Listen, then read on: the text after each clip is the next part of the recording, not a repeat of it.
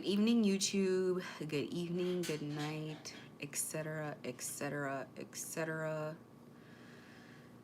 etc., etc., etc. I missed yesterday of coming on live. And for anybody who is either new to my channel, or I guess if you're a subscriber and you're familiar with my content, I also have these videos that I premiere now in this playlist that basically are like how-tos, and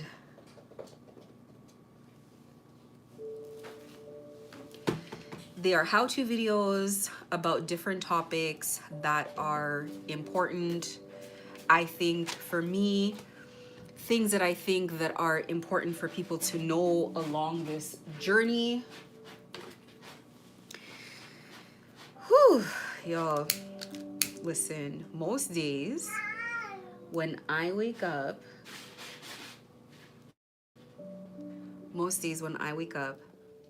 not just when I wake up, but I'm like, gang stalking is real? Like, this is really happening? This is craziness. I don't know. It's a lot. It's too much. It's exhausting. If you are a peaceful person, you gotta be a cantankerous person to really be able to like really deal with this.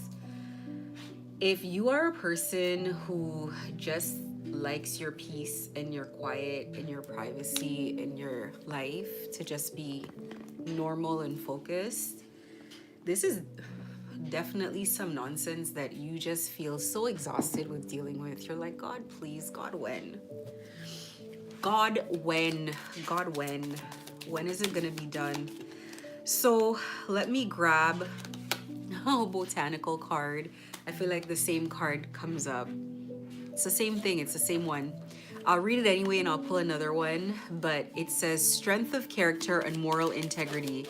Character cannot be developed in ease and quiet. Only through experiences of trial and suffering can the soul be strengthened, vision cleared, ambition inspired, and success achieved, and success achieved, and success achieved. Oh my God. Let me pull the other one. I don't know what this means. Choices, knowledge, and illumination. Choices, knowledge, and illumination. White are the flowers of apple tree that brings us fruits of fertility. I don't know. It sounds like a poem. So the messages come back. Listen, let me tell you something. The cats were so good. Oh, my cats are fighting. Give me a second.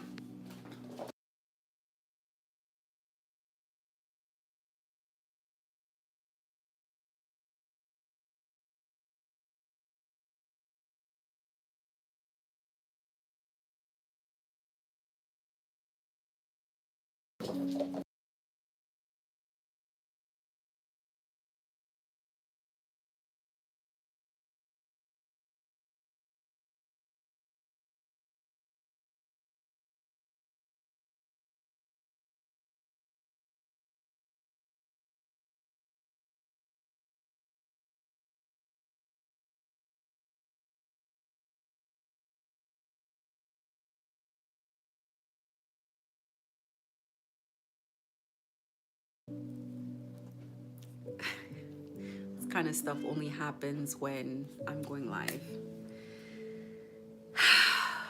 Y'all, this is actually right.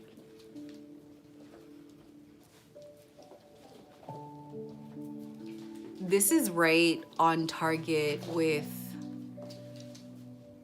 what I'm gonna be talking about. Is just, I guess we might as well jump into that topic, is patience. Patience, patience, patience, patience, patience, patience, patience. Okay. If it is the number one trait that you have to have going through this journey, is patience. because Lord, that is one thing that these people want to drain you of, is your patience, is your peace, is your peace. So on my notes here, I just put patience. I didn't even put anything around it because I could do a 5, 10, 12 hour live on patience altogether. Listen, let me tell you something. You're dealing with, and I'm gonna speak sometimes, a lot of times I'm speaking for myself as well. I am, we're dealing with a draining energy. And when you come from the standpoint of spirituality and you kind of look at what's going on around you, this is not just any kind of demonic energy. This is like literally like Prince of Darkness type energy. Like I'm telling you, like if you can perceive what you're dealing with like the top of the line of demons. You're dealing with like people who say like they're tired of dealing with low level, low ranking demons. They want to deal with the top dog. That is what this feels like. This is just, and I know that's what it is. I know that's what it is. It's craziness. You're dealing with energy. And also, like I always say, when you carry an energy with you, when you worship something, whatever you pay attention to, whatever you give your time and your efforts to, be that a god, a deity, be it whatever it is that you give your time to, those are the traits that you embody.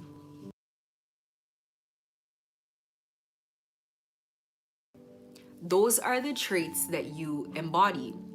So these people embody these traits. They are committed to pulling the worst out of people. And you kind of, I'll speak for myself. I get to a point where for me, it's one or two. It's like, can I block this behavior from me? If the answer is yes, blocked. I don't care what it costs. I don't care how it is. Blocked out of my existence, my experience. I don't have to see it. It might be happening out there, but I don't want to know about it. If I cannot block this behavior, if I cannot block this energy from me, then I don't care. I don't care how bad what it is it's taking from me, what it's doing. I don't care. It is what it is. Because, like, I cannot tell anybody else what to do, but I am not dealing with this shit no more. I'm not even sorry about the language. I'm tired of this crap. This is ridiculous. I am not a child. I am a woman. I'm an adult. This is such childish behavior, People want to do stuff like this. It's like you're either going to find a solution or you're just going to accept like this is what it is. When somebody wants to move and get something done, be it the police, be it the government, be it whoever, and if nothing ever gets done, then you got to live with it. And are you going to continue giving your time and attention to these situations? Because what happens as a TI is it's lopsided. We give so much of our emotions to always observing this craziness and keeping score and building animosity and resentment, and we don't give not even nearly enough of our emotions to just kind of looking at the situation and saying, like, how do I move forward? How do I enjoy my life? How do I enjoy the existence that I have here? I don't want to feel like I'm forced to live a life that is not mine. I have to take control of my existence. This is extreme harassment. People know that it's happening and no one's helping me. No one's doing anything about it. How long am I going to suffer? How long am I going to keep myself in a constant state of fighting back and forth and going back and forth with people and trying to explain to people this is happening and coming on the internet and taking videos? Like, I can't be the only person that's tired now. I'm tired. Like, I'm done with it. I don't really care. Let those people do what they gotta do. That's how I see it. Let these people do what they have to do. I believe in God. I believe in God's word. I believe in God's promise for me. God has kept me good thus far. And I just feel like I'm tired. I don't really care. I'm doing what I want to do. I'm living life my way. I'm going where I want to go. I'm doing what I have to do for my, like, man, let people fight themselves, let them box the air, whatever it is. It's like it's too much at a certain point. Like you just get to a point where you're just like, how many years am I giving to this? This took 2 years of my time. I know there are people that say 6. You could never get 6 years of my time from gang stalking. Never. You can't even get another month out of me. I'm done. When I say I checked out, I have checked out. Even to come on here and continue talking about this, it's like I have to switch gears to do this. I have to switch my mind, like, oh, gang stalking. Okay, let me switch into this. Because other than that, I don't care. Man, let these people follow me. Let these people take pictures. Let these people do what they want to do. Let these people circle. Let these people have the cameras. Let these people stand on the street. Let these people do what they want to do. As long as you don't come towards me, long as you don't touch me, long as I cannot get you charged by the police for putting your hands on me, breaking into my home, none of the above. I've reported, I've done everything that I'm supposed to do. I continue documenting, and that's all there is to it. Like, hands up. Whatever I give my attention to, as I continue giving my attention, and that goes for anybody listening, you continue to give your attention to this situation, the situation grows and continues to get worse every day, because they know they're getting attention. It gives them strength. As you give your attention to it, you become like them. You become, it's like you're feeding on this energy of like fighting, of confusion, of drama, or tit for tat, of keeping score. We gotta let go of it. So, I don't know where you guys are at with it, but I'm tired. I'm done. If there's something that forces its way through, I pray down on it.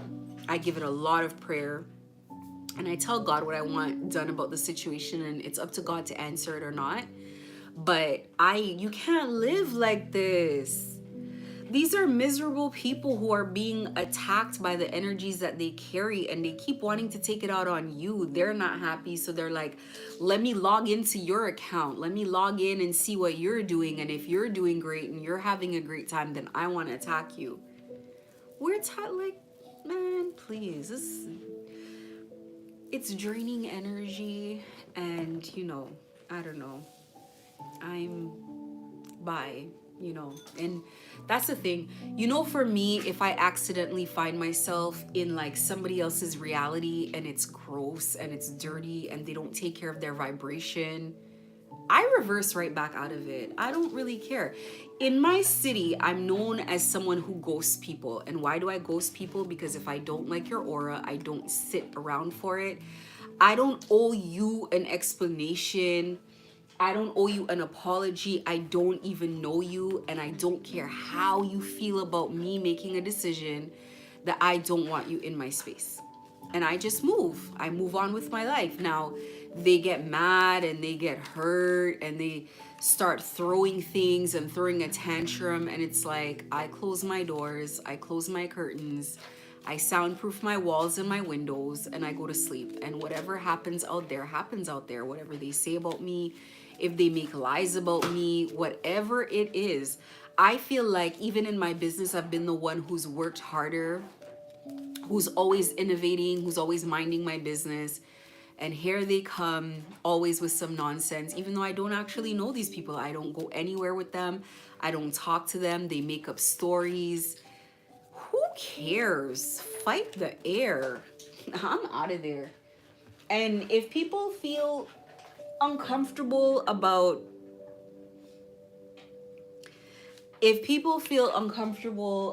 oh my goodness, this person ghosted me and blah blah blah, it's like, girl, I don't even know you.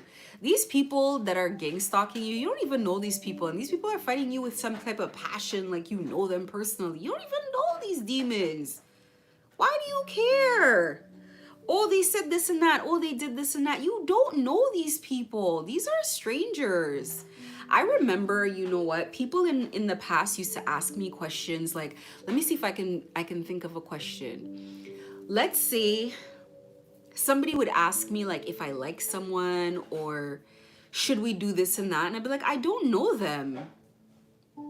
And eventually it's like people who I actually do get close to, when I say I don't know them, they finally understand what I mean when I say I don't know them, is that I can't not trust someone I don't know. I can't trust someone I don't know. I can't not be nice to someone I don't know. I can't be nice to someone I don't know. I don't know is a blanket statement for I am not involved, nor am I going to get involved. I don't know them. And that's how it is with gang stalking. I don't know them. So I don't know about you guys. My message with that is let this go. Like emotionally, let this go. Check out. It's like one of those relationships where, or one of those jobs. I think a job everybody can understand. It's like one of those jobs where you know you're gonna quit. You know you don't need it to make money, or that it's not gonna change your life. You might just be waiting out your 2 weeks and you've emotionally checked out. Whether or not that account closes, whether or not they get back to you on that email, who cares? Who cares what happens here? You've checked out. Just leave mentally first. They know when you've checked out. They know when you don't care. You don't care. Whatever, you don't care, you know. And that's me. I don't care. We gotta get to the point where we stop keeping score. We gotta stop getting to the point where like they did this, they're gonna do this forever. They're being paid. It has to click. People being paid are gonna do things. People would have done this for free. There are people in your family and your friend groups and your social networks, which is why I don't have a lot of these things, because I see through people. I've always seen through people in my family, friend groups, and whatever. And one by one, they're all no good. And that's why I don't fight for people. I let them go. You let them slip. The minute they do that shady shit and they gotta pull back a little bit because they're like, oh my God, I think she saw me, or it's so awkward, that's your opportunity to ghost and you get out of there. That's where you put the ocean between you that makes it difficult to swim back. No apologies, no explanations, no nothing. It's just awkward when they see you because they did you wrong. They did you dirty and they know it. Now it's time to sail away. That's it. You don't have to worry about people. You know these people. You know, I'll ghost a parent. I don't care. If there's a cancer in your own arm that you grew and you gotta cut it out to save your life, you're not gonna cut the arm? If it's infected, if it could give you septic shock, if it could kill you, you're not gonna cut the arm? Or you're gonna die with the arm? Or you're gonna die for the arm? Well, that's you. I am prepared to get rid of anything and anyone who steps in the way of my survival. This is the attitude you gotta take. And yes, let me be sympathetic. I understand. My heart is not like icy, like I come off. This is self-preservation. I understand that it's like parents who've done things and kids who've done things and spouses and best friends and whatever.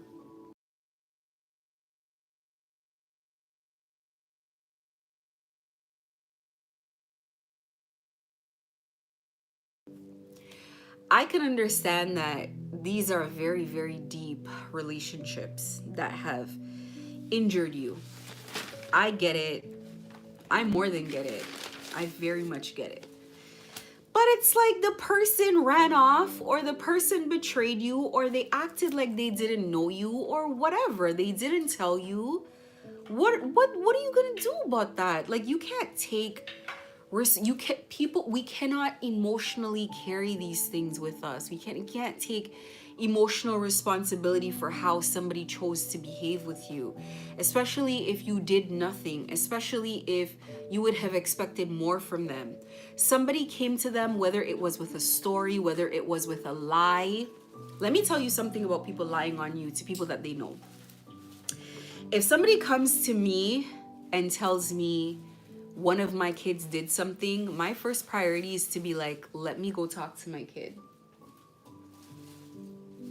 Every time I come on this live, my house gets loud as hell. There's a cat playing in a bag right now, so just listen to me past that noise. Anyway, if someone told me my kid did something, I would never make a decision to retaliate or to betray them or to abandon them or anything based on a story. I would come to them and I would say, hey, this is what I heard. Or hopefully I know them well enough and I'd be like, I know you well enough. I heard something, but I don't believe it, whatever the case is. So if you have any family member and that is the reason, what I'm basically saying is there is no excuse for people betraying you. None. None under the sun. This is the standard by which I live. Because people come to me and tell me things about complete strangers and I'm just like, I don't believe you. I gotta talk to them. I gotta ask them. That's how I see it. So if there's anyone who's betrayed me on the words of people that they don't know or barely know or whatever, I don't care. You made your bed. It's totally fine again with me. But that's with me. And though this is just me, I just pray that other people adopt this attitude, because you got to stop your own heart from breaking over and over on people that are not worth your time. You got to have some self-respect. And I'm not saying that in a condescending way.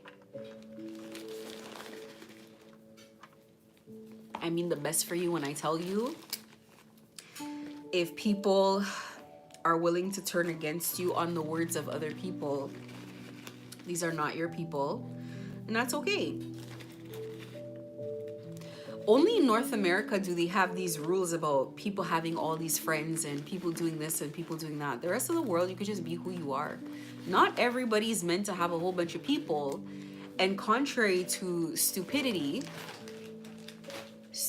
belief, not popular belief, stupidity belief, you're not a bad person because you don't want people around you. You just don't want people around you because you are allowed to have that choice of just saying, I don't want anyone around me at this time or ever. Who the hell cares? It's your life. You're the one breathing through these lungs.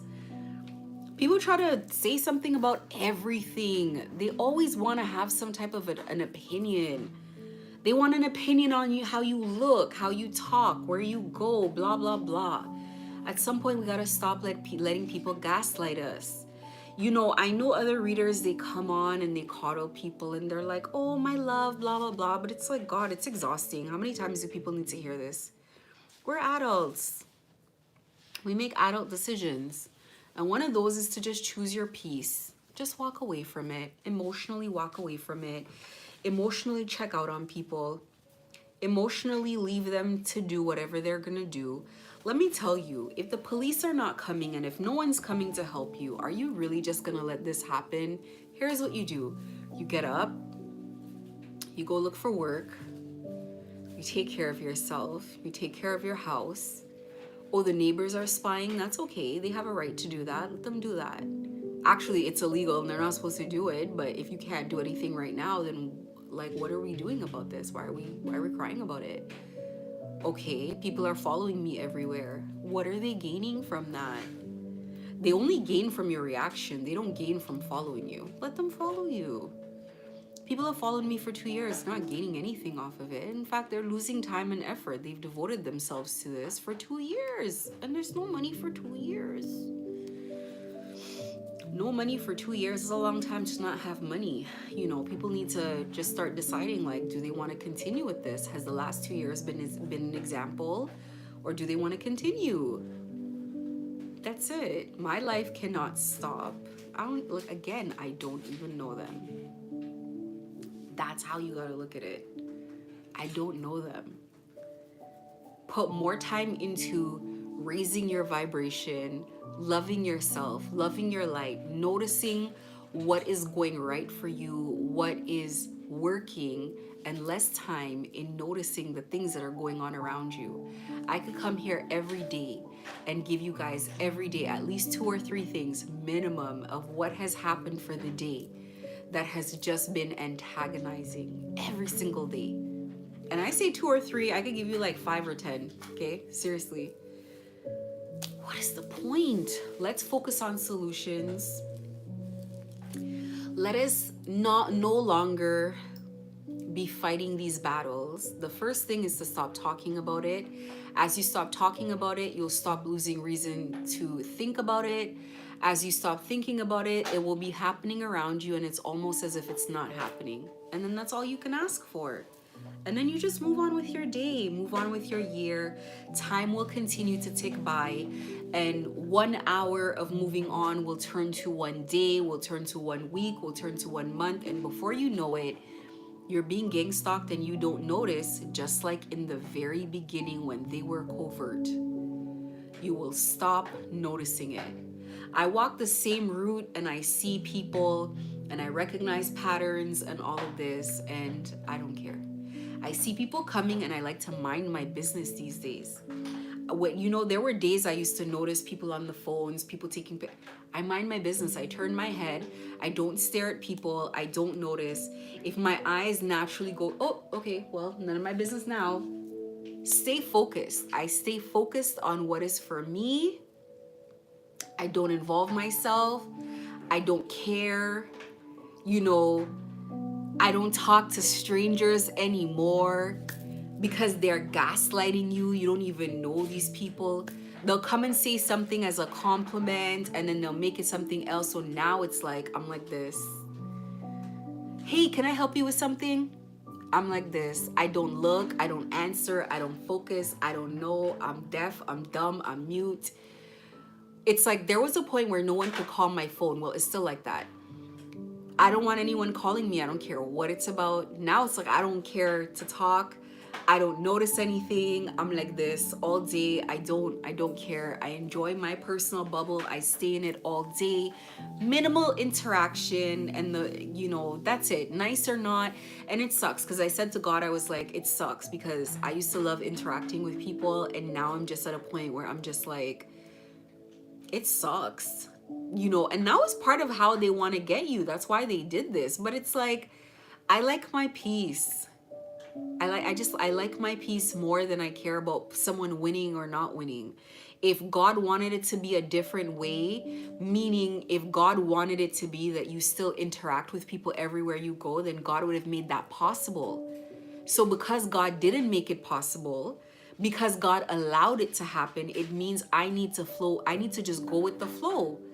And the flow is to stop talking to strangers, to just stop noticing strangers. That's it. That's the flow that God wants me on. Because there are flows that they've tried to put me on that God has blocked. And so now I can see the difference between what God blocks and what God allows. And far be it for me, I've learned my lesson now, where I used to fight it. I used to fight and say, God, why are you allowing this to happen? Why are you allowing to happen? And then when I got to where God wanted me to go, I was like, oh my God, I need to apologize. I'm sorry. This is why you wanted that to happen. I just flow. I don't fight against the currents anymore. I just flow. Don't talk to people on the streets. You're too friendly. Stop that. Okay, I submit to that. Don't do this or do that. Some things are harder than others. Some things are unnatural, but I gotta work on it. That's how I see it. I gotta work on it. And sometimes it's like it's a natural, and now you got burned. Maybe next time it'll be a little more natural when you don't want to get burnt again. And that's all it boils down to. Boundaries was hard for me, back in the day, because it's like I couldn't say no. Not just that I couldn't say no to people, but it was like it felt. Let me explain this. This is really what it is, and I don't know if anybody relates to this, but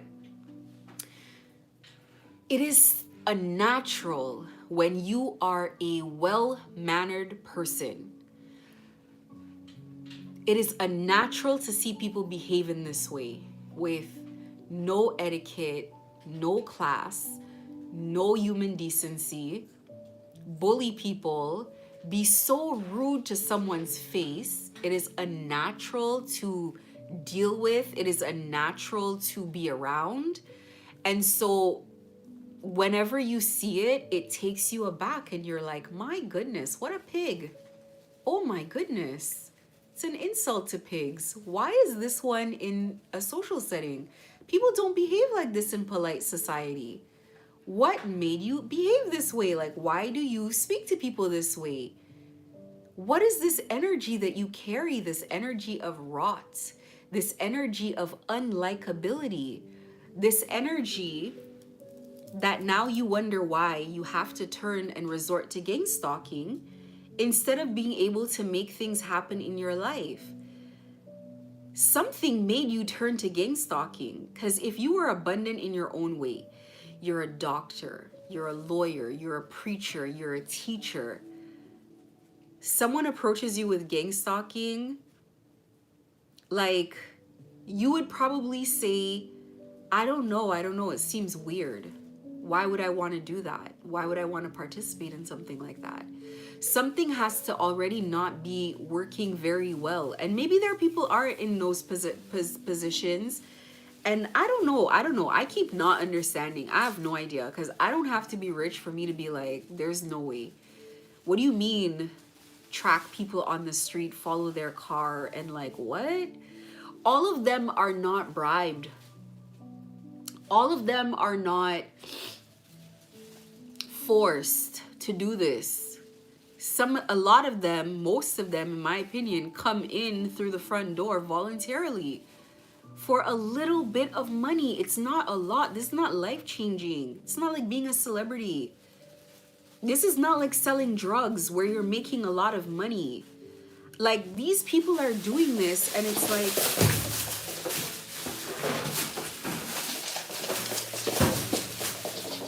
I wish I could show you guys. My cat got caught in a plastic bag and she's running around. Are you kidding me right now? This only happens on my lives. I watch everybody else's lives, everybody else's videos, and nobody else has this level of distractions. But anyway, the point that I'm making is, like, I don't know. I just think it's such trashy behavior. I cannot understand it. I absolutely look down on people that do stuff like this. I just think this is the lowest low that you could sink to. I even understand countries that go to war more than I understand gang stalking. Gang stalking is piling on one innocent person to try to destroy them.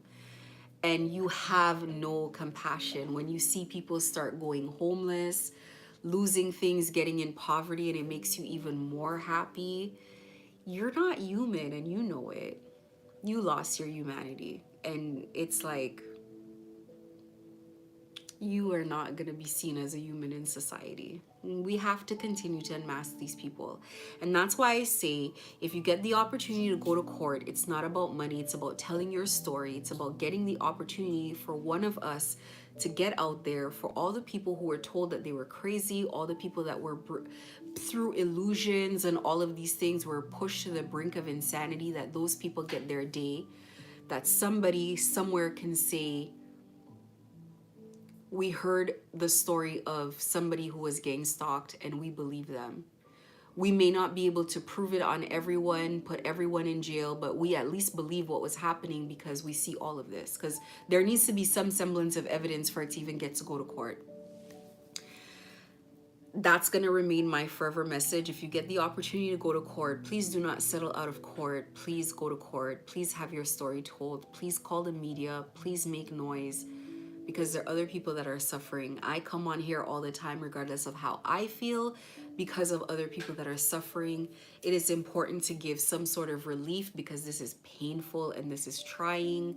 And so that's why I make the videos that I make, and I hope it helps people. On the topic of patience, I beg you, I implore you to mentally check out first. It will make patience easier, because then you won't feel like patience takes effort. then you won't, once you accept that this is the situation, this is what's happening, you won't have a reaction anymore. It won't feel like, oh my goodness, blah blah blah. Like, you'll just let things occur and it'll just be what it is. So just let things flow, give God time, do what you can, do what you can, and the things that you can't, adapt to them. That is the best you can do. But mentally check out of the fight. Stop fighting this situation. Just let the situation be. Let the injustices be. Let it be what it is, and try to move on with your life and just walk away. Just walk away. It's kind of like a situation where you have like a divorce you're going through. I think some of the worst divorces are not the divorce where people are fighting back and forth for things, but it's when one party is so sick of the other party that they're like, listen, I don't care, take all of it, I just want to get rid of you. Because as much as the other person gets so much from that divorce, they're probably sitting there thinking like, damn, am I that bad that they would give up everything and walk away? Like, they have no reaction. Because remember, this is someone you're married to. This is someone that you were in a relationship with. When people are willing to give up everything to be away from you, when people are like, I would prefer to be broke, have nothing, than to be around you, that's somebody saying, I don't even have the energy to hate you or to fight you or to see you hurt. I would give up my right hand if it was attached to you. That is a real testament of how someone is sick of you. They want nothing to do with you. And that's how I feel about the gang stalking thing and anyone involved. It's like, look, you know, they used to steal my clothing out of my store and all that stuff. It's like, look, knock yourself out. If it was gonna change your life to have a couple of dresses, they stole fur coats, they did all kind of things. Like, if it's gonna make your life better to do this, if you're gonna live and be happy and pleasant and cushy doing it, then that is what you gotta do. And that's how you have to leave it. And I know it's hard, but emotionally you gotta let it go. So that's my message with the patience thing. I've checked out because I don't care. And I pray for everybody going through it. You guys check out, because when I check out your channels, you guys are still trying to prove that it's going on. Just let the past go, release it, so that new things can enter into your world. And it's okay how they left you behind. It's okay if they betrayed you. I've had to let family go, exes go, friends go, all kinds of things go. Like, you'll live, you'll love again, you'll have happiness again, everything will be good again. People made their decision, so just like let it be. It is what it is. And I know it's hard because I've heard people say that it's their children, and I can see the pain. And I know if that were me, it wouldn't be as easy, but it just boils down to the same thing. Holding on to it is ripping your heart apart. It's ripping your heart out of your chest, and you can only keep replaying this for so long. So at some point, to get your new beginning, your new future, you gotta let it go.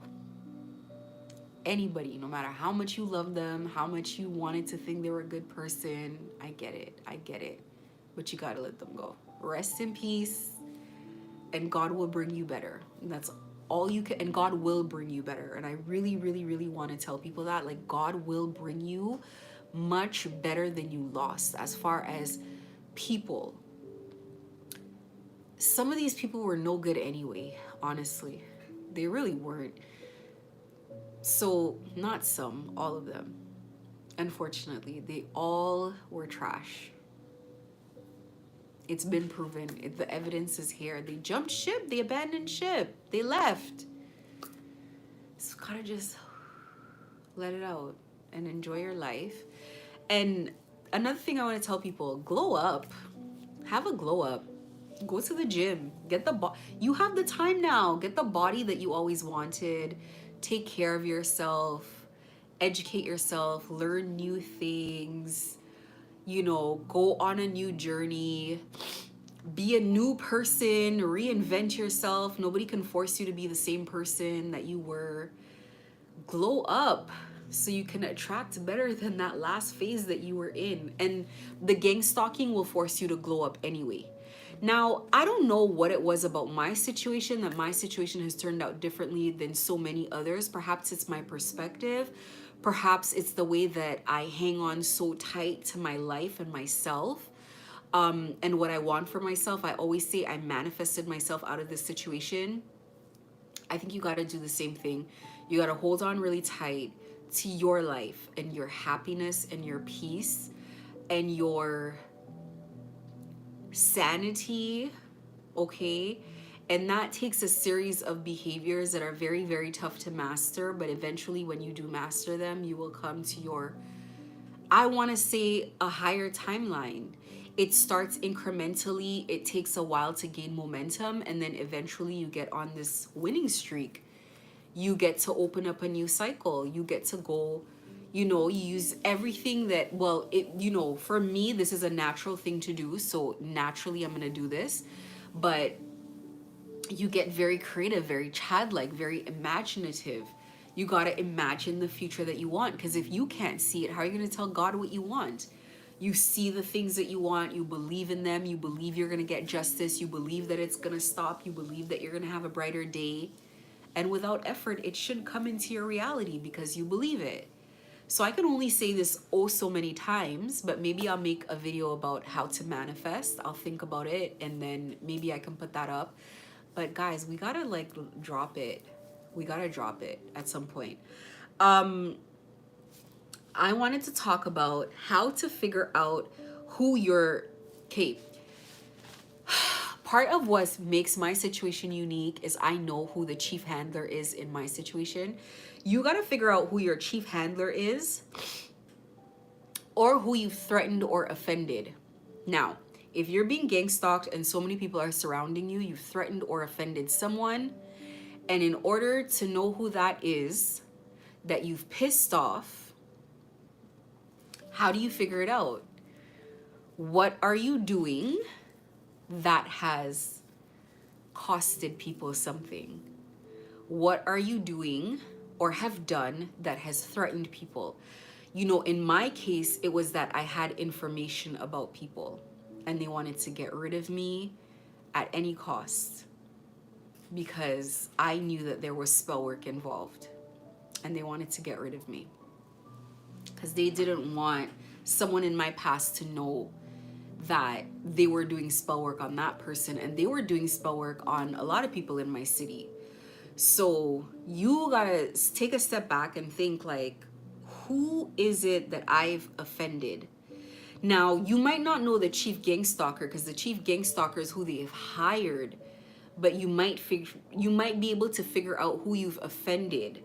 It could be a past job, it could be a past lover. This person has to have a bit of money though. So that's a good indication to start. They got to have something because obviously gang stalking takes money and it takes effort. So start putting thought into who might be behind this, because it's going to be really tough to get justice if you have no idea on where to point the police, because they are not going to spend a lot of time trying to figure that out for you.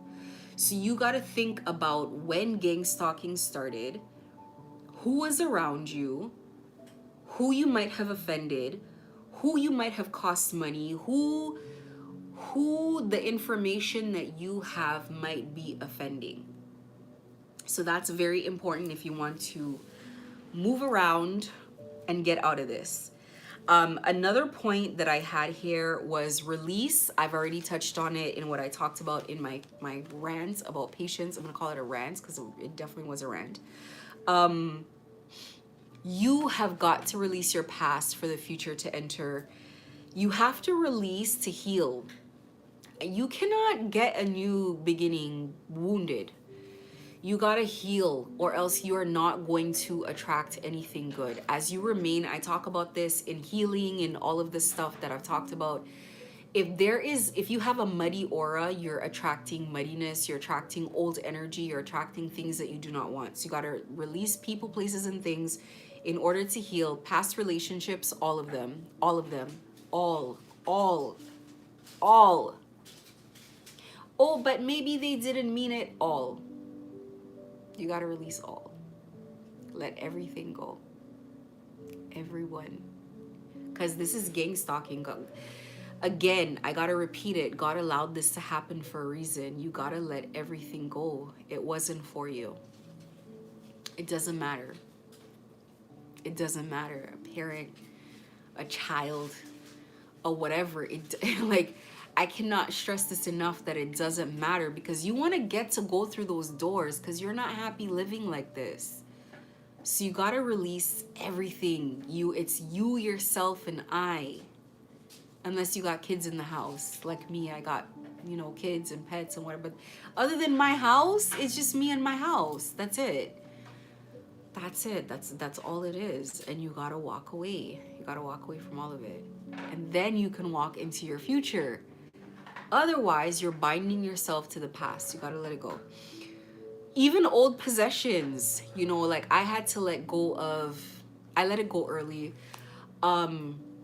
Getting rid of property and things that I couldn't hold on to, my business that was functioning in a certain way, had to leave brick and mortar, go online, letting go of having arguments with certain people who are clearly just looking to provoke me. They want attention.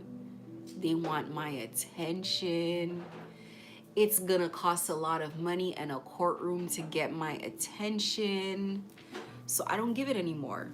I don't care. I hoard my energy as far as like giving people my attention and my time, and I don't have to be patient to things that I don't pay attention to, because my patience has worn thin. I don't want to deal with anything anymore. So it's provoking you on purpose. It's provoking you on purpose. If somebody's stalking you and they have like a smirk on their face and you don't look at them, then you don't know. If they're on their phone and they're trying to make it look like they're videoing you, but you refuse to look at them, then you don't know. Then all of it, those bullets didn't hit. And that's how it has to go. If somebody tries to use somebody that you used to care about or that you do care about to get that person to hurt you, then the bullet can't hit if you take your care back, if you take your love back. Because they're using people that they know that you care about to affect you. So now you gotta uncare. That's the thing. You gotta uncare, unfortunately, for all parties involved. Because if those people had any balls or any scruples, they wouldn't allow themselves to be used. And that's really what I'm trying to communicate all the time. Somebody came and they said, could you do a live about if you're being gang stalked by your family? I couldn't even begin to I thought about it. I couldn't even begin to put that together, because I'm like, what do you mean you're being gang stalked by your family? Like your blood relations? What do you even say to someone going through that? Man, toss everybody in the trash. That's garbage. That's not family. You're adopted. If I'm in that situation, I'm adopted. That's it. That's my explanation. You're all dead to me. I don't care. If the whole family went up in a burning building, I wouldn't laugh, I wouldn't cry, because I wouldn't feel anything. You would laugh if you felt something, if you felt hate or animosity, but I wouldn't feel anything, because that's insidious. That's demonic. I can't even imagine that. I don't know what to say about that. That's not family. That's just, you can't keep, the beginning of wisdom is calling things by the correct name. It's not family if they're gang stalking you. What is that? You gotta get rid of people. And you gotta not be afraid to get rid of people. Get rid of people out of your heart. If they're glued to your heart, cut the part of your heart that has them and burn it. Let it go. It's causing you more damage. Like I've heard before, people say their mothers, their fathers, their parents, their sisters, their friends. It's like, what? These are not, stop using those words, because they never were any of that. Like, this is so, I have checked out of a lot of it, to be honest with you. And so, because if I really have to sit here and really think about it, it would hurt too much to imagine that people are going through that. So it's easier to just numb myself to it and not think of it.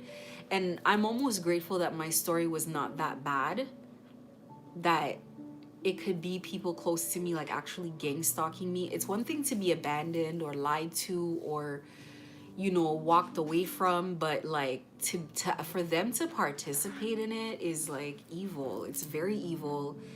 And I don't know like what to say about it because I don't understand it. Somebody can not like you and can laugh and stand by and watch, but for someone to participate, it's like I don't know. I don't know what to say. So I'm really sorry about the people that this happens to, but my only advice is like release people, quick release people too. Not just release, but quick release. The minute they start with the BS, like if you're on the phone and somebody goes, so I heard you were raped before, eh? Just click that shit off and hang it up. Don't respond, don't nothing. Breathe it out, get on to your next activity. That's how quickly you want to get over it. Don't be like, oh my God, and how could you? And I don't understand. Why do you need to understand? You don't want to be able to understand that. Quick release, quick release. As soon as they start, the person that I am today, I don't say goodbye on the phone. I don't say goodbye. If this is the phone and I start hearing stupidness, I'm like, and don't call back. That's it. I'm not gonna like tell you I don't want to hear it or nah. Quick release means hang that up. Block that number. Move on. I don't even know where my phone is, the one that rings. I don't know where it is. It's always on silent. It's always somewhere. I'm not quite sure. And then I gotta go searching for it literally every day so I can come on live. But I don't take phone calls right now. Like it's like the whole world is dead to me. This is how you have to live and be happy about it. Not be like sad about it. Like, oh, they got away with something. No, they're there to teach you a lesson. Everything that happens in gang stalking is there to teach you a lesson. You got to learn the lessons. Learn the lessons. Start learning the lessons so we can drift out of it. As soon as I started accepting all my lessons and learning from them and moving away from them, as soon as that started happening, things started getting brighter and brighter. Everything started working out for me. Listen, I feel like I'm happier. My hair looks better. My body looks better. I'm sleeping better.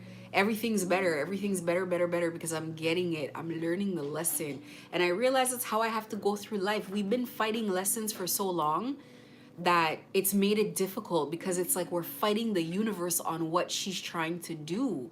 Changes must happen. Imagine if spring wanted to fight for summer to come because spring wants to be spring so bad. Summer has to come. And summer cannot fight for fall not to come. Fall has to come. You got to just let everything just flow. Just let it be what it is. Let God handle it. And then, you know, one day you'll wake up and things will be better and, you know, you'll move on. Gang stalking cannot last a lifetime. Stop telling yourself that. That's BS. I want to talk about... Okay, so in my language and in French as well, because I'm Creole. So in Creole, we call, when you're sick, we say, like, we call that malade or malady, right? And I'm sure that's French as well.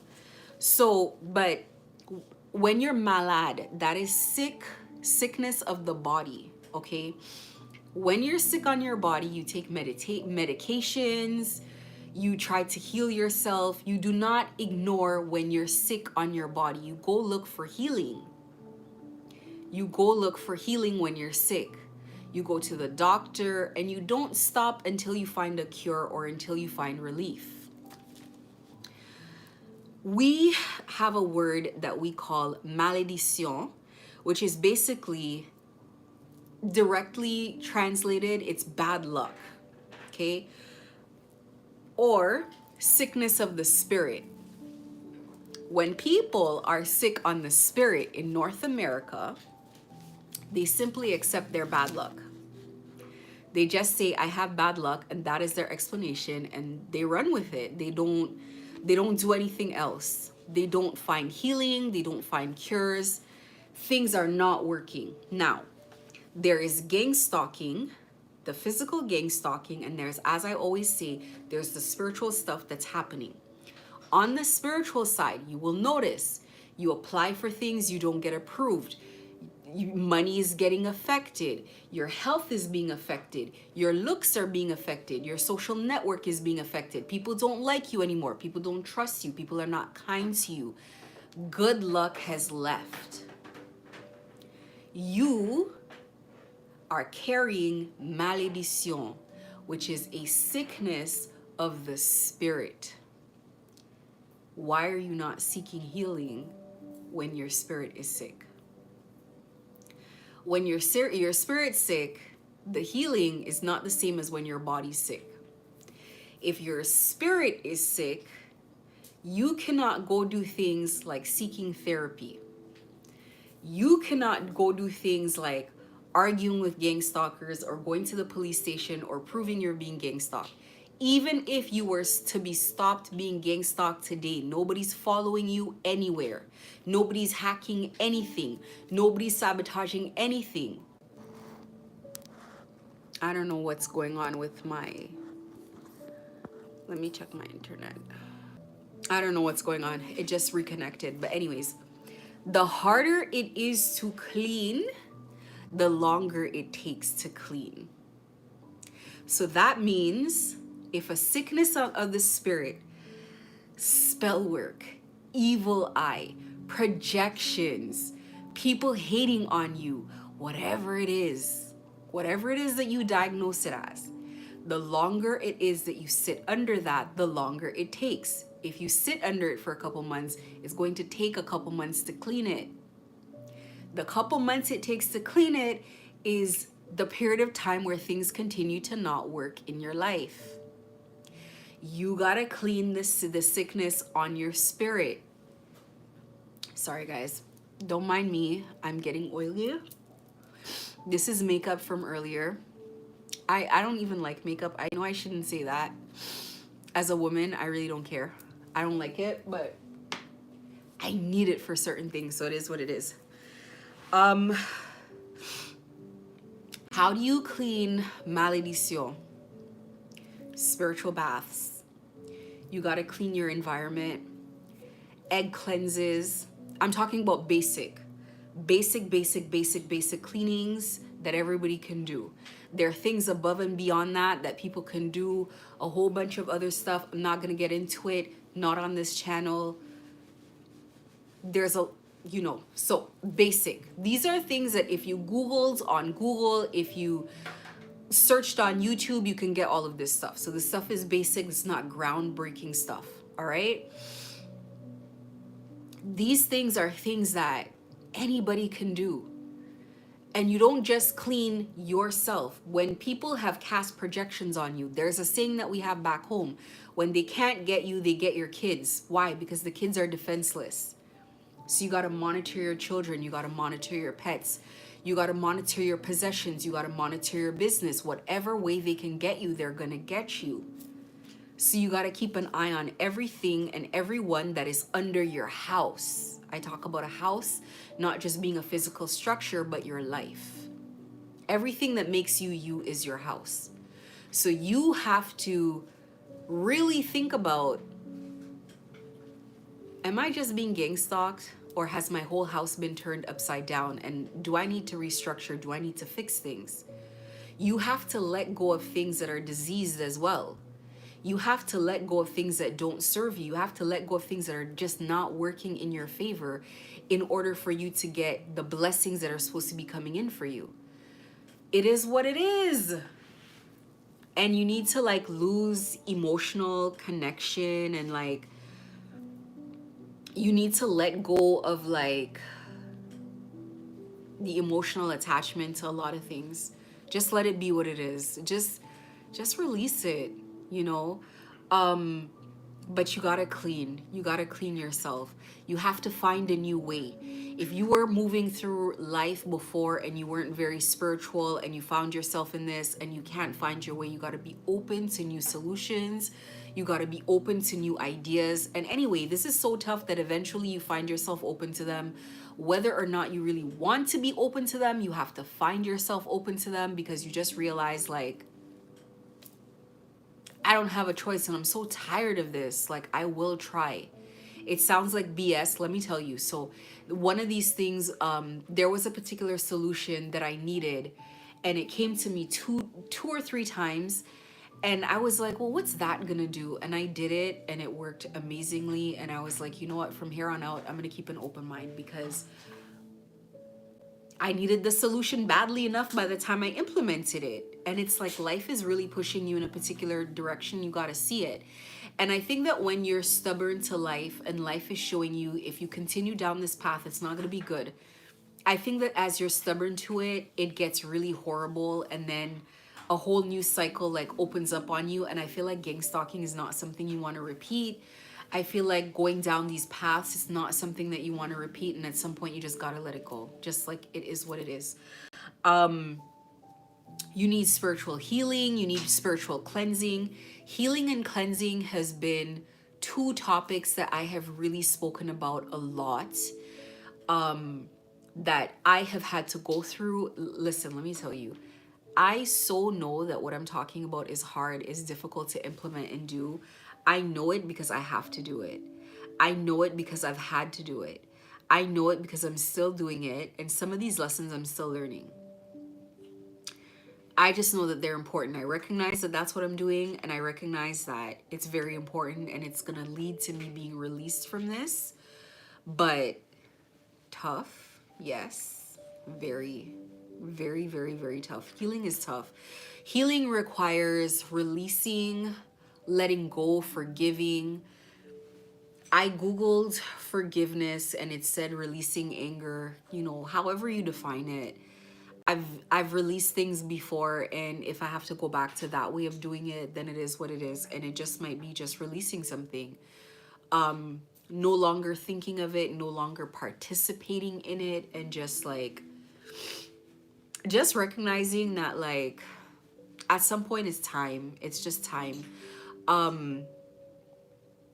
Rejuvenating yourself, replenishing your energy, getting more rest as you see fit. I feel like when you're going through gang stalking, you're trying to put the pieces back together. They're not coming back in a hurry because every time you do something, somebody is slitting their own throat to make sure that you don't have something. So it's like you have to pace yourself.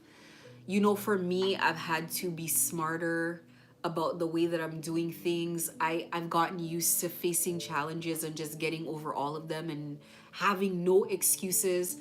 I push through doing things that I don't want to do necessarily. I push through doing things that while I'm watching the sabotage happen, it's like I'm just like I'm not even pushing, I'm just doing it. I'm like, okay, because I'm just so used to it. I'm just so used to it. I'm glad I got to this place where I'm not assigning too much emotional like anguish and energy towards doing the things that I know I want to do and I have to do anyway, but just doing them and feeling happy that I've done them and just looking forward to the relief of knowing that I'm doing what I'm supposed to do. That's the only way that I look at it. I'm just always looking at the relief of getting it done and not so much how challenging it is.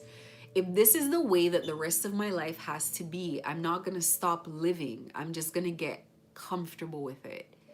That is the way that I look at it. I'm going to get to a place with it where other people are like, "Oh my god, that's difficult," but I'm like, "That's normal." And I kind of compare it to going to the gym. I remember so many times I went to the gym and it's like they're in the gym and they're making videos on the other side of like jumping up all these like waist high or chest high like platforms, and I'm like, oh my god, they're doing this for fun, and I'm forcing myself to come here. And you know what, in a couple months I'm one of the people doing the videos too. and you get proud of your accomplishments in the gym. You get proud of like how good you look and how strong you are, and then it's like, this is a part of my life. You know, I go to the gym, I watch what I eat, I take care of myself. And what looks very difficult to the person that just came into the gym is just not just normal for you, but it's a pride, it's a huge accomplishment. That's how I see myself now. I walk through situations very easily that I know is very burdensome to other people, only because I've chosen to stay in this fire.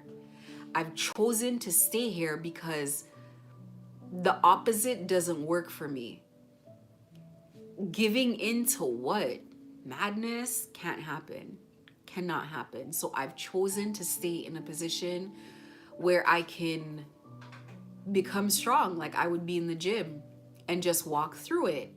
So it's like I'm at the point, or you know, with it, where it's like, if you want to catch me, you got to be able to run like 10 miles, because I'm going to run 10 miles easily without getting tired. You're going to wonder what is wrong with me. And I want to approach every challenge in life like that moving forward, where I just show up, look at challenges and say, well, okay, let's go. It's going to be one challenge, one hurdle at a time, and we're going to get through it. And that's how it goes. And never be a person who's scared of, I never was a person who's scared of difficult feelings, of things stretching me or draining me, or, you know, knowing that I can be drained now and I can replenish, knowing that I can get spell work and I can clean it off, knowing that I don't have to get myself emotionally involved with people I don't know, and whatever they're going through, whatever agreements they've made, whatever oaths they've taken to do anything to me, that it has nothing to do with me. It is not my issue. So I hope that that is something that people adopt, an attitude that they adopt. Hold on one second.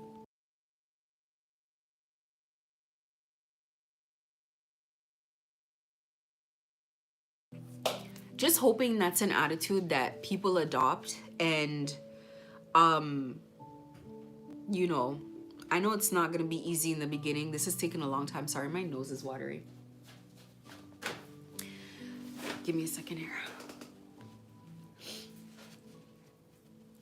Yeah, hopefully this is just something that, you know, an attitude that other people adopt, and you guys realize that, like, you can't keep fighting this battle for forever. You're just taking from yourself, you're depleting yourself. As these people continue to try to close doors in your face, you got to reopen the door, go around, find a window, do another way, or just some things you got to just abandon altogether and be like, is this really worth it to me? And I feel like if you're not supposed to abandon it, the universe will bring you back to it. But just trust God to guide you through, and like, don't even overthink it or stress it. Just do what it is that you're supposed to do. Believe me, when I'm not, it's like God will show me a sign over and over and over and over again, like, come back to this, come back, do this, do this, do this, do it that way, keep going, da da da da. You know, so I want to leave that with you guys. Please do not try to please these people. These people attack their own as aggressively as they attack you, whether you belong to them or not. This is demonic energy. There is no empathy. There is no compassion. There is nothing you can do to please them. Hate is what resides in their heart. It makes no difference if you don't listen to them, as if you please them. Do what is best for you. I promise you, those that have listened, that have given up their life, that have succumbed to them, they attack them the same way. They send them diseases the same way. They knock them to their knees the same way. These people have no empathy. There is no winning. You are gonna face the same fight giving in as not giving in. And that's the part that you didn't know. You're in there and they're still trying to knock you down. You're out there and they're still trying to knock you down. They are programmed like a computer program to knock things down. That's how they get their enjoyment and their happiness in life.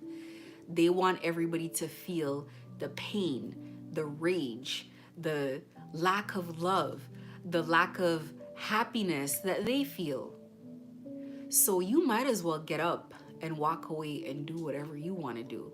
If there are 16 cars following you for the day, you got to be delusional and be like, I am the president, and that is like the Secret Service that are following me and making sure everything's okay. I'll be honest with you. That's how I was when I was being gang stalked and it was really heavy. I was like, oh, this is what it's like being a celebrity. These people are like paparazzi. Everywhere I went, there was someone with a camera. So it was like, oh, this is what it's like being like stalked by the paparazzi. Wow, this sucks. And I just like endured it like that. I didn't even endure it. Sometimes I was flattered. Sometimes I posed for pictures. I don't know if they actually took pictures or if they didn't. I don't really care. Because it just got to the point where it's like, this is a lot of attention. And I think they started realizing that I didn't really have a huge problem with it, because I remember commenting or putting captions on some of my pictures like something, okay, I can't remember the exact thing, but something to the extent of like, I am the main attraction, or I'm the center of attention, or whatever. Because it's true, I am. Everybody's following me. I don't even know who they are. They're getting paid off of taking my picture. That's paparazzi, literally. So I didn't care. And if you have to be delusional to get through something, that it's better to be delusional than to like suffer. One thing I can say, and I could say with all honesty, I never suffered depression from this situation. I never laid back and I was like, oh my God, what is my life? Because I was also having a spiritual ascension. And it was like, I was like meeting God in real life, not like just in prayer, like physically. Do you know how amazing that is? Like, I cannot even describe how amazing that is. So it was like so much good and so much bad, but the so much good is such an honor. It's like meeting the queen of the universe. The hell do, so it was like, so much was happening. But if you have to be delusional to get through it, then be delusional. Maybe it's paparazzi, maybe, you know, people, you gotta feel special. You have to feel special being gang stalked. At some point, I think all of us must have thought, all of this for me?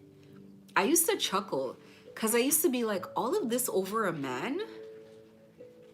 Not even Donald Trump, not even like, I'm like, damn, if it was like Donald Trump or like Will Smith, or like, I can't even think of men because I don't really care about celebrities, but if it was one of them, what would they do? They would crucify me in real life. I'm like, this is not serious.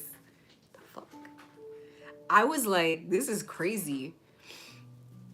It is what it is though. You know, you just have to find a way for you to talk yourself through it and get through it. And to be honest, at some point you might say, in the beginning you might think you're delusional, but at some point you realize that you're right. Like, why not you?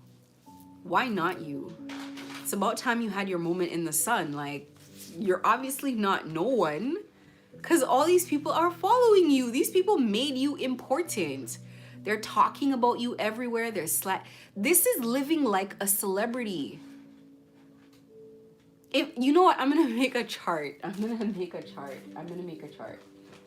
I want to see, the only thing that separates you from being a celebrity is the money. And I don't think they truly all the time have that money either. I think it's a facade. I think they're meant to look like they have a lot more than they have. I don't think that they always do. But you're pretty much living like a celebrity life. These people are making you into some sort of star. I'm gonna do a live called Celebrity Comparisons. Cause to me, it's like they keep talking about you. They keep your name relevant. Like for me, they keep doing reviews on my business. They make videos about me. Like, they comment on my things. They do all of this extra stuff. Like, somebody is in 24, they have me on altars, a lot of altars. They pray against me. In my mind, they might as well be praying to me. I feel like they made me some type of god. Like I'm literally like am in people's attention and vibration all the time. They're tuned into me all the time.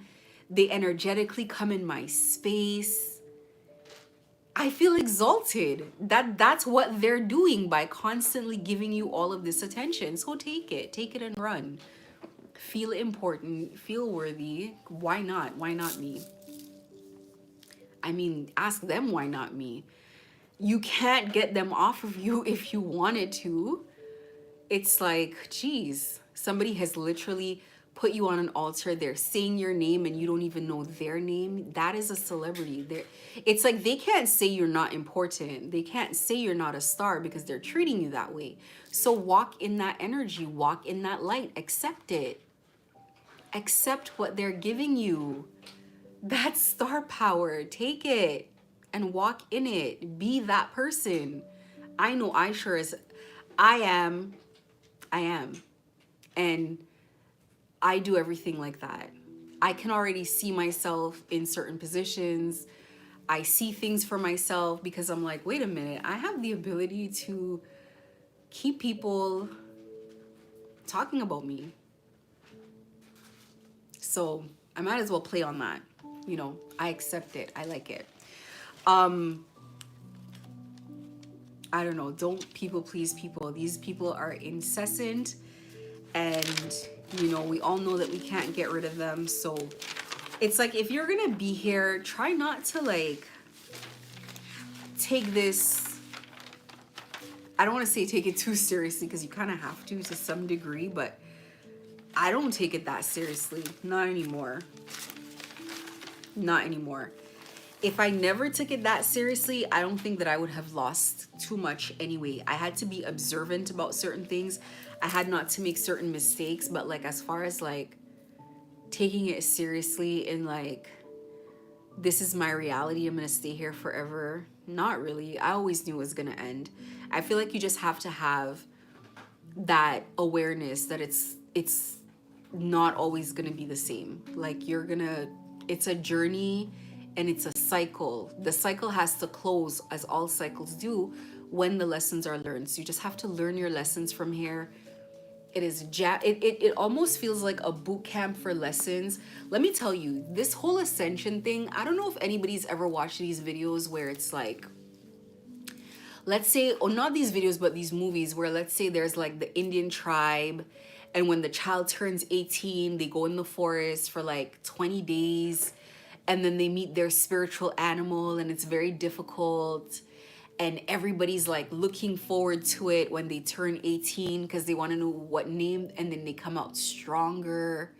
And now they get to be chief of the clan or like something like that, or they take their rightful place, or they have to fight someone.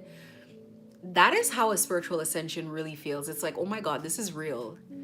So you get to meet your spirit animals, and you have two.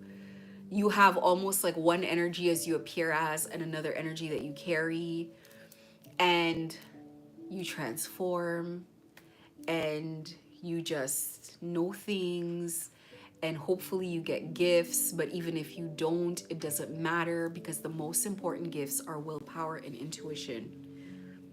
3.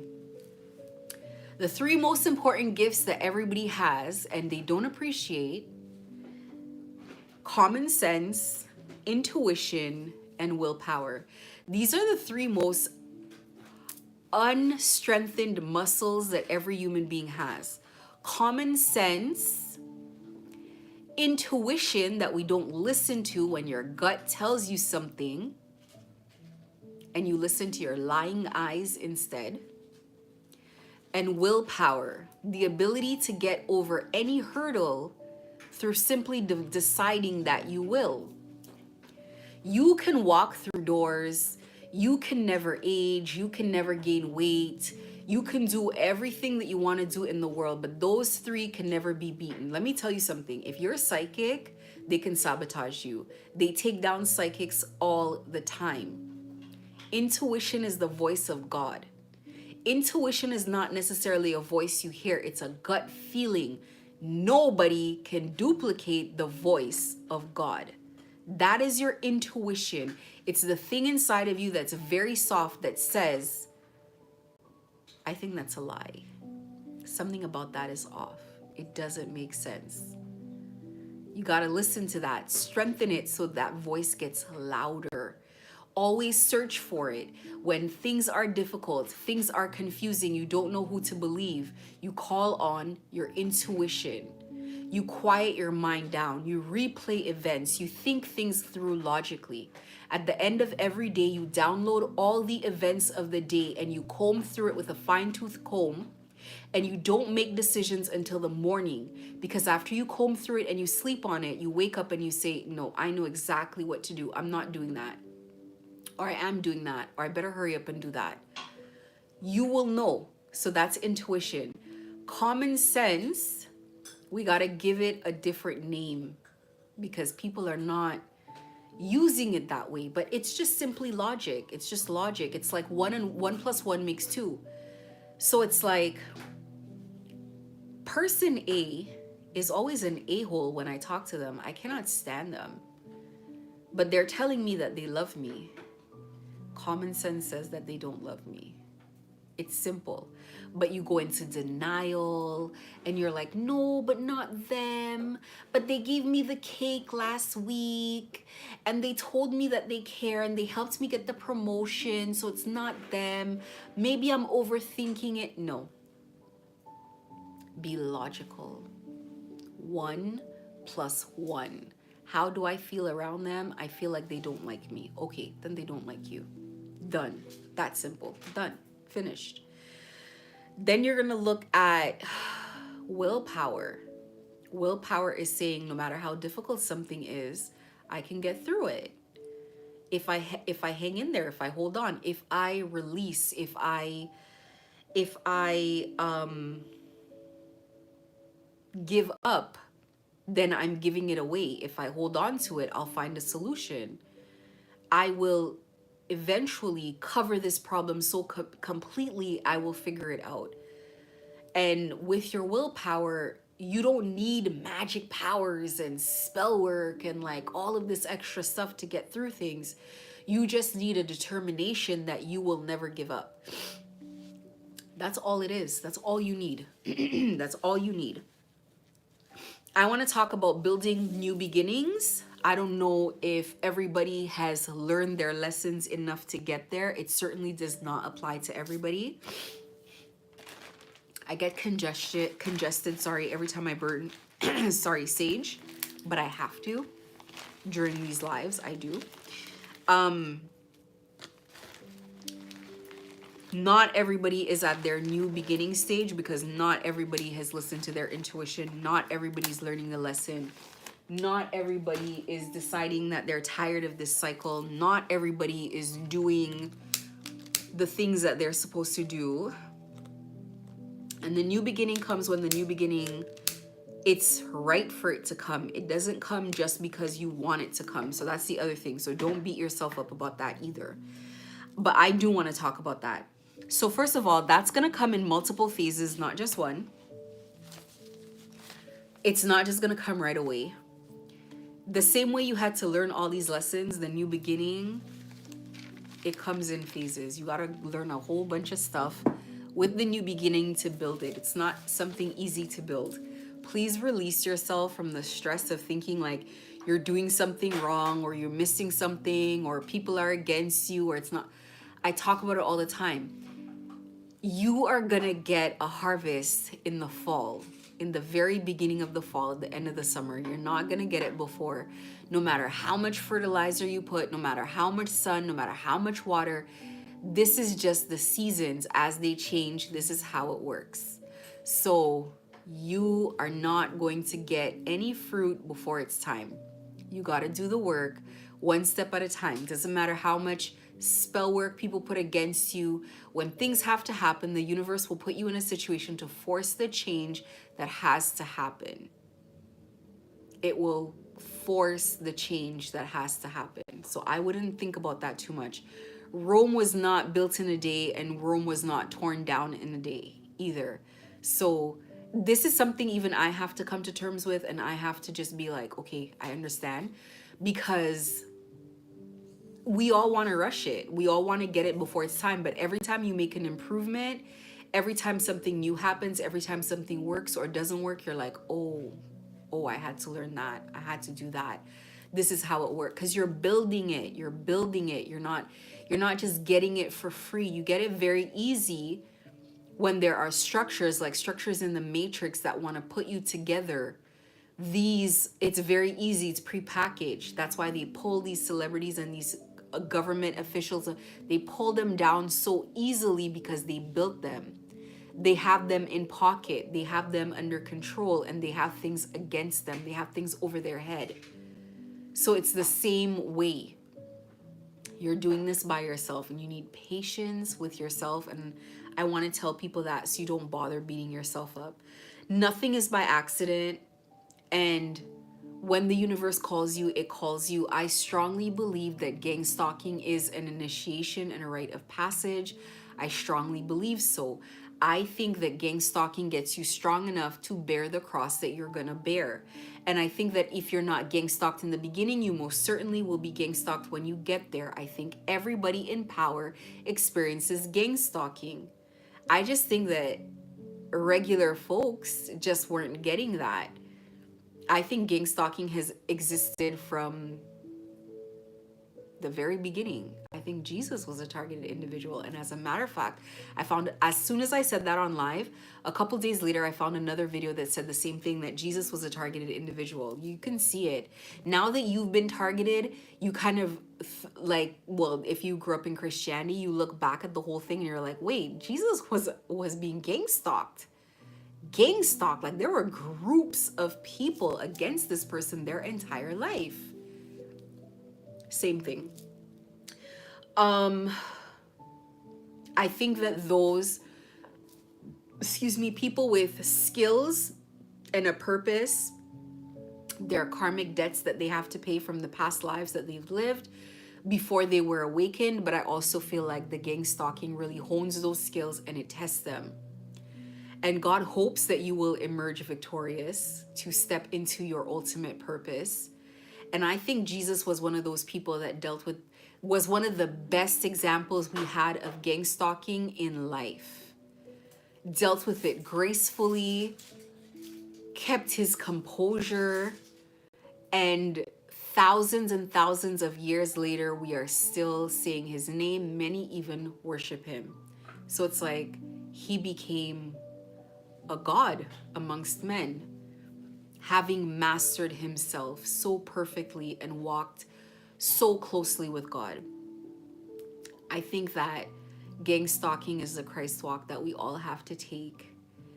Well, not all of us, but those who are called have to take this gang stalking walk, and we have to take it with God, and we have to just figure out how to do it. Figure out how to get through, not just get through it, but get through it gracefully and be an example to other people and an inspiration even to our own self, and to just make God proud and to get through it. Not necessarily to say we're going to end it forever, like it will never happen again, but at least just to get to a point where you're focused on what it is that you need to focus on, and not so much the pain of gang stalking. That you just get far enough to say, I understand what my calling is. Because you have to have some sort of skills, some sort of skill set, and some sort of purpose to even be going through this. I think you're washed clean by your suffering. You pay for the debts and the things that you've done and accumulated in your life through this process, and then you get to move forward. I think gang stalking is where you put a death to who you are right now, and you gotta go through hell, figuratively and spiritually, and you're walking through it, and it feels like you're going through hell. You're living it and you're feeling like you're going through hell, and then you ascend into the afterlife, into heaven on earth. I think everybody has to go through it. Maybe some people go through that process by gang stalking, and other people go through with life challenges, maybe the passing on of a loved one or a trial that they have to get through, but I think it's normal for all of us to do a Christ walk in some way, shape, or form. And for some of us, lucky or unlucky, it's gang stalking, which is, it's very tough. We know it's very tough. I think gang stalking is where character is built, and also understanding, a greater understanding of life in general, of spirituality in general, of God in general, of what's going on in the world. People are talking about it, but you're living it. You actually know. Like, you have huge conviction because you're seeing it. You're seeing how the world is, how people truly are. You probably are and should never go back to who you were. I think you truly get to walk through those gates when you've really learned that you cannot go back to who you were. This is who you are forever. I think you ascend into your purpose, whatever your purpose might be. My purpose is to talk to other people. I would not have thought, honestly. I mean, it makes sense because I always used to like try to help people and stuff like that. But and I'm glad that my purpose does involve helping people because it's something that I'm happy to do.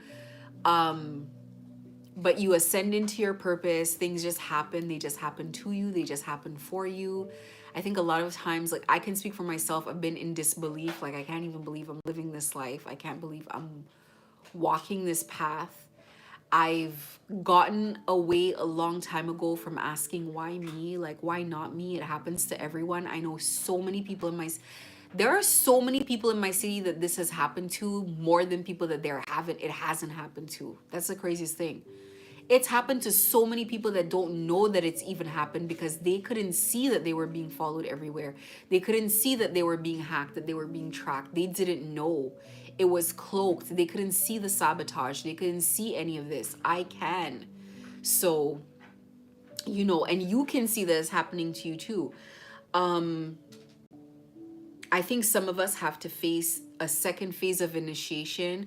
I think some of us get through without learning completely all the lessons for whatever reason. Maybe we're just needed. Maybe it's grueling. I know I had to step into my purpose before I was fully healed. Still learning lessons, still going through trials, still learning and coming on here. And I think it's in, God knows why, because if you've been watching this live from the beginning, you're gonna see how many like distractions I go through just being on here. It's like these energies do not want me to get on here, and I gotta go through it. I gotta give up perfectionism. I am a Virgo in tropical astrology. I always say that because I like being a Virgo, and I'm a perfectionist. I like doing things well, and it's like I just got to give it up. It is what it is. I'm not going to stop alive anymore because of stuff like that. But I do think people have to face a second initiation. I most certainly do not want to, which is why I'm being so purposeful about learning everything I can now. But I can see people that have to face a second one. I think a lot of tarot readers definitely do. They got to learn how to clean themselves. They got to learn how to give the right messages. Like it's my personal opinion. I don't know, God may be of another opinion, but that's just how I see it. I think you're being saved sometimes, a lot of times, from experiencing either your purpose or what you want from yourself for yourself too soon. There are people, particular girls that I watch, and I can see what their talent used to be or still is. And I'm like, damn, like as hard as you think your life is right now, going to Hollywood would probably be worse. Because I've known this before Ascension, that they're using some extra expensive, higher level of spell work in Hollywood, and even crazier amounts of manipulation in politics.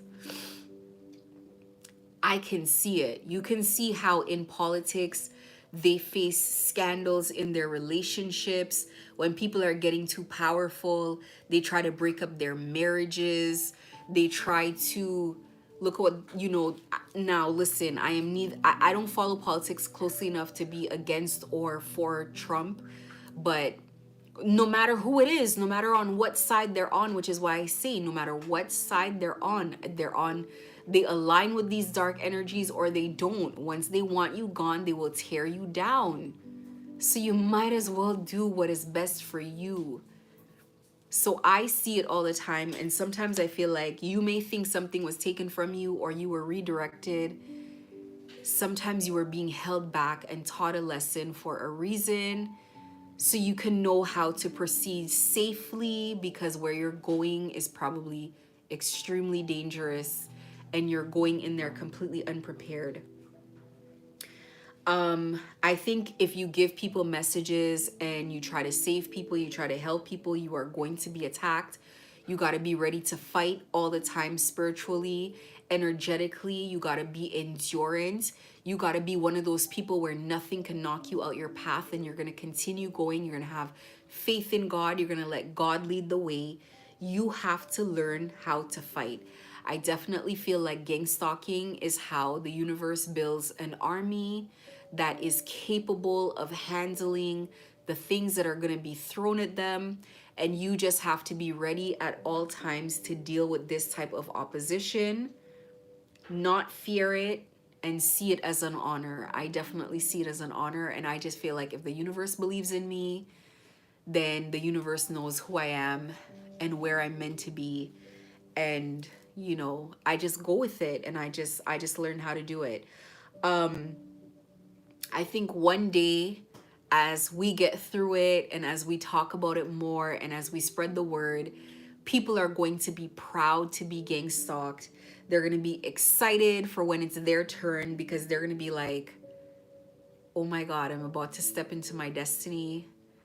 Oh my God, I'm about to ascend. I'm about to know the secrets of the universe. I'm about to be met with insane luck and abundance and a new beginning and a new life. And I am getting ready to live heaven on earth. Because that's what I think gang stalking is all about, when you do it and you do it successfully. When you do it successfully, it is an ascension. So as crazy as it is, I think it is such an honor to be tested in this way, to be prepared in this way, to enjoy the absolute best that life has to offer. I think circumstances will try to claw you back to where you came from, and you just don't want to go through that second fire. I think some of us can't avoid it. I think the universe just has it in the cards for us, just has a plan for us. But it is what it is. Oli, come. Olive, come.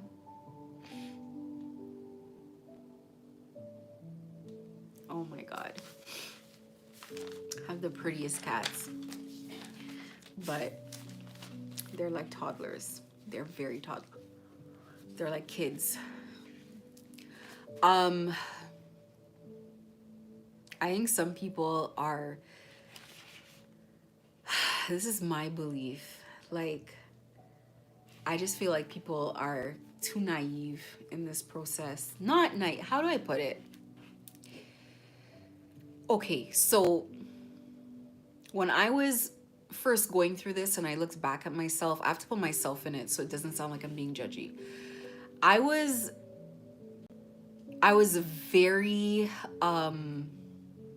innocent and very like naive and very happy-go-lucky, and the only way to describe it is as like when you watch these Disney princesses that are like skipping through the forest and there's like a wolf, ready to like eat you. It's like I had to learn that like I can't be so trusting, I can't be so open, I'm too vulnerable.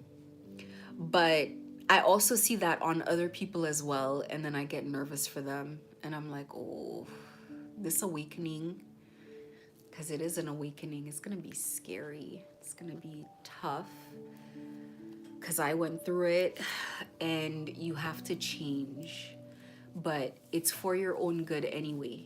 It is. And you can only be grateful that you had all these years of like enjoying being innocent, enjoying being so heavily sheltered, enjoying not having to defend yourself and having God taking up your problems for you. But it's gonna lead to trials. I think the peace comes from being undefeated and not unopposed. And when I say undefeated, I don't mean like you want to fight everybody, but I just mean that you don't let anything defeat you. You don't let anything break you down. I think oftentimes we look at Goliath, we look at problems, we look at institutions as very scary, and we really overlook the Davids. It's like you think because a person looks innocent or because a person looks calm or soft, that doesn't mean that they're resilient. And resilience is different from aggression. Not everybody, I said this to the person who was spearheading my gang stalking. There are different kinds of fighters. Not everybody fights the same way. Some people are outwardly aggressive and some people are tactical. They sit back and they let you launch every attack you have and they learn you. Not so that they could do it back to you, so they could just block you off and walk away from you, walk away from the fight, and there's nothing you can do. You've been fenced off. There's some people who attack you by sending your own energy back, and there's some people who just literally like they let you dig your own grave because they can see. So this is so crazy how this leads to my next point. There are the number 12 in when I was kind of receiving this message came about. There are 12 tribes of Judah, 12 calendar months, 12 astrological houses, 12 zodiac placements, and there were 12 disciples in the Bible. 12, it's always 12. And a coven is 13, so it's the 12. So you can see it as like the 12 disciples plus Jesus. And then I thought to myself, I'm like, maybe Jesus wasn't even like a guy. Because let me put it to you this way. I remember for many years I've thought Jesus is not a Syrian name. He's not an Arabic name. When you look at geographically where the Middle East is, where they say all of this stuff happened geographically, nobody was named Jesus. Jesus is pronounced Jesus. And who had that name over there? Where are the names that are native to that place? And having 12 disciples with Jesus at the helm makes them 13. That's a coven. Turning water into wine and walking on water and raising the dead and all of that kind of stuff. I don't know. I'm just saying, maybe we're hearing the stories and maybe it's been interpreted another way, because one thing I could tell you, they never want, and it would make sense as to why they were fighting this energy so much, because maybe at the time it was inappropriate for women to speak that way. I don't know. I'm surmising. No one's told me this. No one's confirmed this to me. I think this way because, again, I like to use common sense. Everybody else's name made sense. Nebuchadnezzar and all these kind of names. And then there's Jesus out of nowhere. That one, to me, it doesn't make sense. It never has. I'm just open-minded enough to question it. And you know what? I grew up in the church, and it was always I was problematic to them because I kept asking questions that they didn't like. I'd be in Sunday school and I'd ask questions and they had no answers to me, and I've always been doubtful. Not being doubtful as to like so much not believe in God, but just being doubtful in like the story doesn't make sense. It didn't make sense as a kid. Certain things didn't make sense as a kid, and instead of answering me, they used to complain. They used to complain about me to my parental units, and I used to get in trouble, which was even worse for me because I'm like, if it doesn't make sense, how comes no one's answering me? How comes I'm getting in trouble? So I don't know. I'm just putting that out there. But you have something in your birth chart called a Mars sign, and your Mars is your fighting sign. I call it the fighting sign because Mars is the god of war. It is your war style. It is how you fight through life. It is how you face oppositions. It is how you get through things. And there are 12 zodiac placements that sits in everybody's chart based on how they fight. So people have different fighting styles. And so you probably should look at your birth chart and see like what yours is. But I'm just saying that there's something up with the number 12, and maybe we'll figure that out. Obviously, everything is by divine design. People need to stop questioning the fact that they're getting gang stalked. When is it going to end? All of that. Just walk through it. Walk through it. Trust me, it is easier. You will get through it faster by just focusing on the lessons in front of you than all the extra big picture stuff, because you can't control it one way or the other.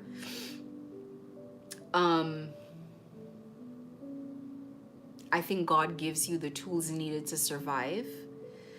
I think you're going to survive one way or the other, even if you just survive to continue going through the loop. So if you want to break out of it, you got to figure it out at some point. I don't think this is for punishment.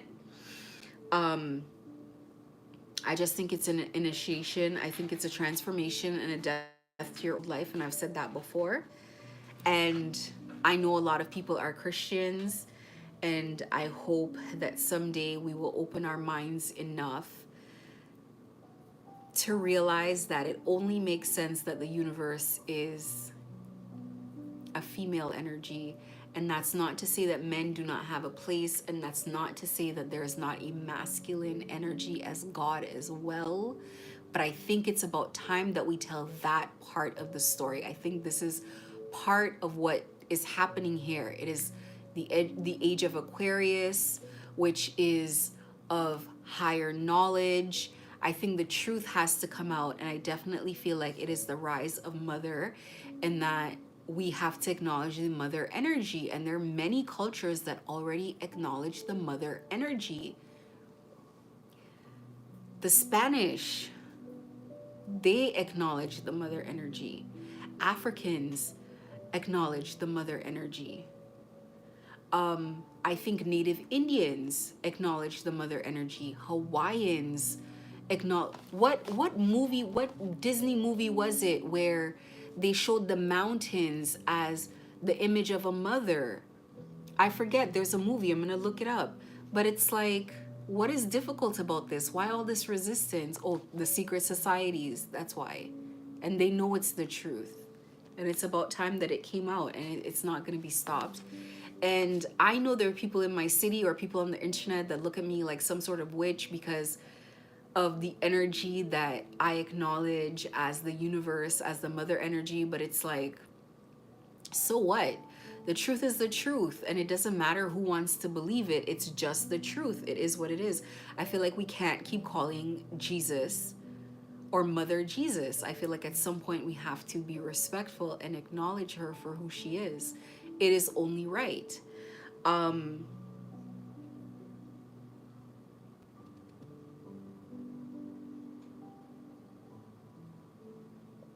And the last thing that I'll talk about, because I talk about this all the time, I feel like this live is kind of like repeating the same thing, but maybe there's a purpose for that. I talk about the middle path. No one side of you overtakes the other. A great leader is in control of both the light and the dark sides of themselves, and both must exist in perfect harmony. I feel like in the same way that you can't just be one or the other. I feel like a lot of us that are going through gang stalking were just one. We were just our light side. And that's why people thought it was easy to take us down. Excuse me. And now you have to acknowledge and step into that darker side of yourself. And that's in that balance is where you find yourself. In that balance is where you kind of take control of your vibration, you take control of your life, you take control of your spiritual body, You take control of how you utilize not just the energy people send to you, but the energy you already have. And I feel like you cannot master this life experience without taking full and complete control of every facet of your life. I think that's one of the hardest things that you're ever gonna do. And I feel like the life experience is gonna continue getting more and more difficult as you go on. If you're facing gang stalking very early, then you must be very strong, my friend, and you must have an amazing life that you're gonna live. So with that, I'm gonna leave it here. I'm gonna pull a spirit card and a crystal card because I always do.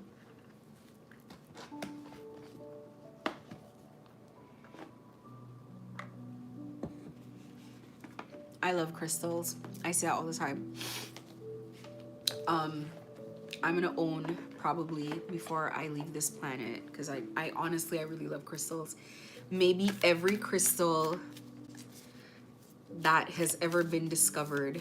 I don't really think crystals are from this planet, to be honest. I don't know why I think that. I just don't. I just don't think crystals are from Earth. I think crystals were a gift to Earth. But I don't know. I get ideas like this for no reason all the time. Just because I feel like there's no way. Like, crystals are so powerful. Like, you have no idea. Like, I wear crystals and it's like the difference is so pronounced, and some of them work so quickly. It's like there's no way. But you know,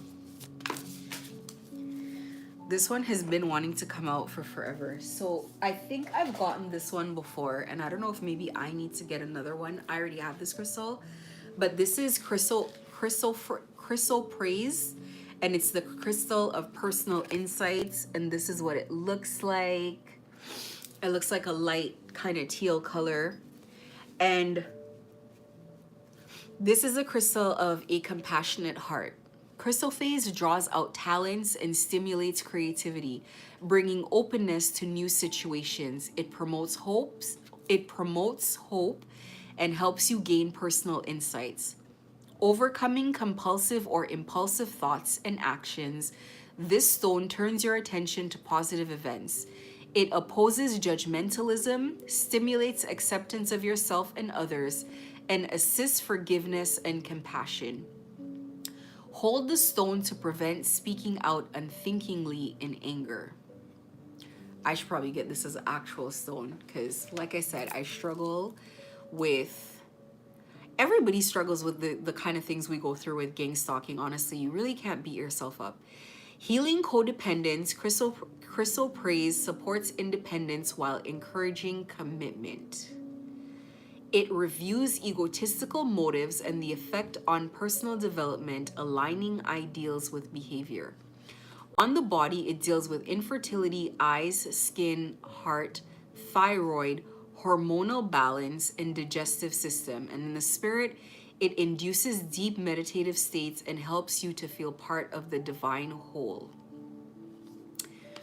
Interesting. If you have to listen to that all again, please do.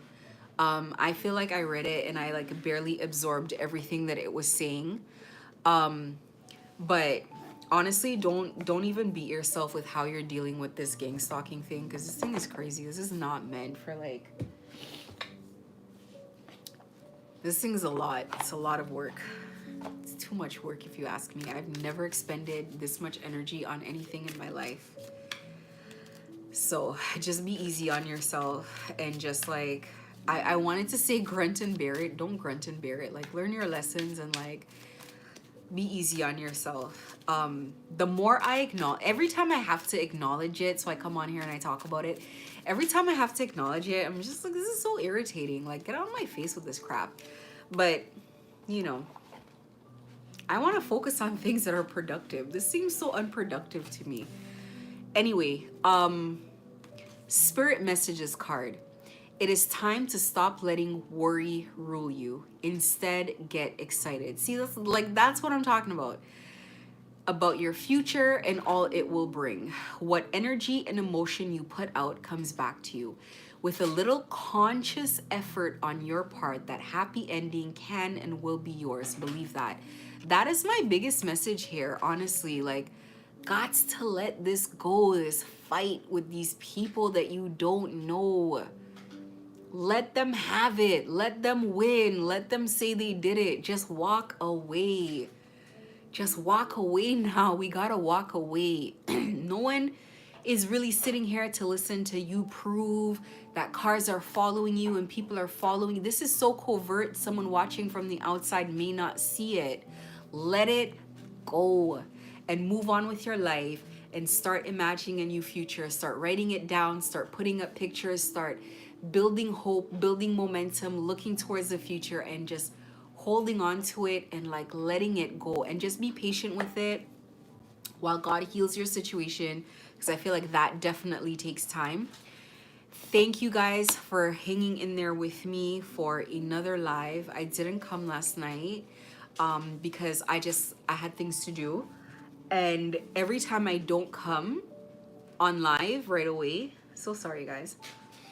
Every time I don't come on live, even for 24 hours, even one live, I feel like I haven't come on live for forever. I had to get this whole message out because my messages kept getting kind of backlogged for a little bit, as I couldn't do everything that I had to do. If I could only show you guys my cat. She's so beautiful. I cannot even deal with her. She literally looks like a ball of tissue. Every time I come on live and I look around, everything's a mess because these cats tear this place apart. Like I cannot even explain. But anyway, thank you guys for hanging in there with me. Please like, share, subscribe. Check out my other videos. I have tons of playlists of videos that kind of go through everything from my personal story to tools for healing, critical information about gang stalking, etc., etc., etc., etc. Thank you guys and have a great night. And remember, God loves you.